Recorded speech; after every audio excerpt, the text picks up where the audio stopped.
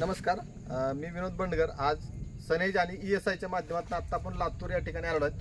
तर लातूर या ठिकाणी आपण सनेजचे जे काही प्रोडक्ट आपण सरांना दिले होते, तर त्यांना त्याच्यातून काय रिझल्ट आला तर आपण हे सगळे आता माहिती आपण त्याच्यावर समजून घ्या. सर, तुमचं नाव काय? बिरू काशीनाथ लाडे, गाव रुई रामेश्वर. बरं. आता तुम्ही ह्या शेतामध्ये ऊसाचं जे पीक घेतलं, कुठलं बियाणं आहे? हेच आहे बर्दापूरून आणलं. कुठल्या दुसऱ्या गावाहून आणलं. कुठल्या जातीचं? 15-0-12. 15-0-12. बरं. आता हे आतापर्यंत जे तुम्ही ऊसाची लागण करत होते, रासायनिक पद्धतीने करत होता का जैविक पद्धतीने करत होता? रासायनिक पद्धतीने करत होता.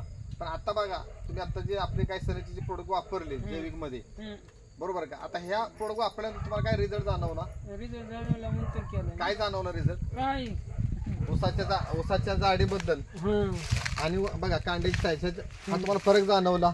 ऊसाची उंची जर बघितली तर मला वाटतं तुमच्या जो 20-21 कांड्याचा ऊस आहे, बरोबर आहे का? आणि तुम्ही जसं बोलला की हातात घेऊन बघितला तर वजन पण ज्यादा भरते, बरोबर आहे का? तर नक्कीच आता तुम्ही आताच्या आलेल्या रिझल्ट बद्दल नक्कीच तुम्ही समाधानी आहात का? नक्कीच. बरं.